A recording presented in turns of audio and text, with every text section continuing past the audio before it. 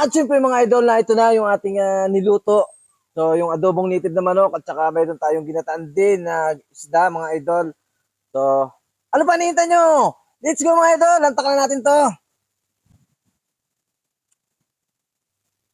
Wala tayong ibang sili ngayon mga idol dahil hindi tayo nakauwing bayan. Ito at saka yung tinira natin na nakarang galing lang kay Idol Frankie. So ito lang mga idol ang sili natin.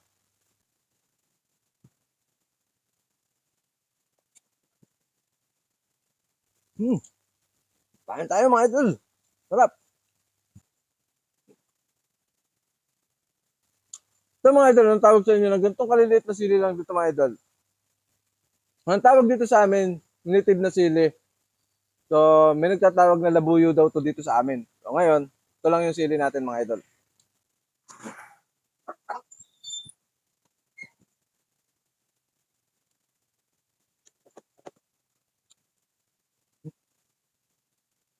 Itong sili na to, mangang din siya, pero matamis-tamis siya.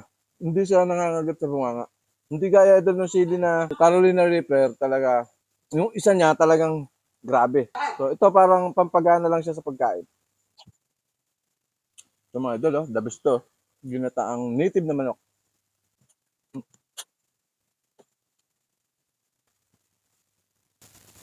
Mabuti wala pa si Mrs. Dahil kung na dito yun, ay kisali na naman yun.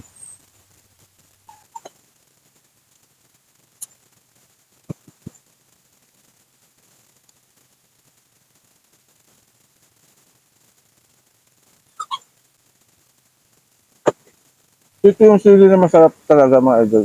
Kung mahilig ka talaga sa sili, ito talaga yung sili na pampagana. Yung tamang-tama lang ang pagkakasili niya.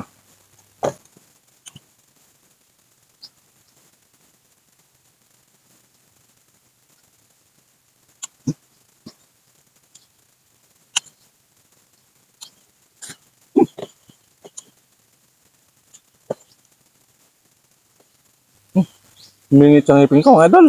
Grabe. Yung karne, yung mga idol.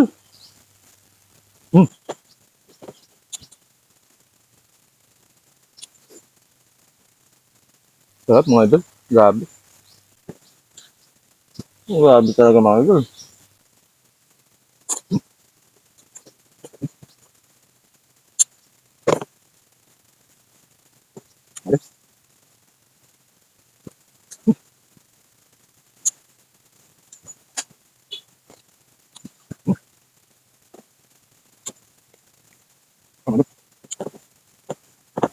Haba ng tangkay mga kamaklit. Oh.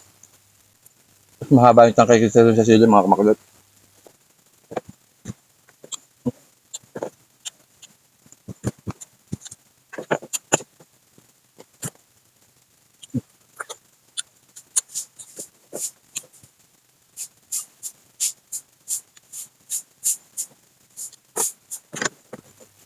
Malasit ng pinggan mga idol.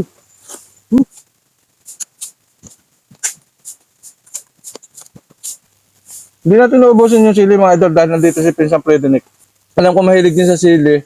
Isasawag niya dun sa kanyang yung ulam mamaya mga idol. Ang hirap ng sili dito sa amin mga idol. Bawasan pa natin mga idol.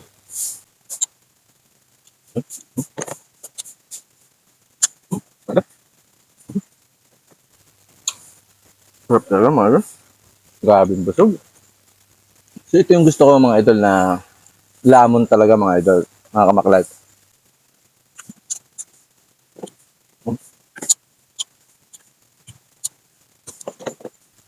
Sarap ng tuna mga idol.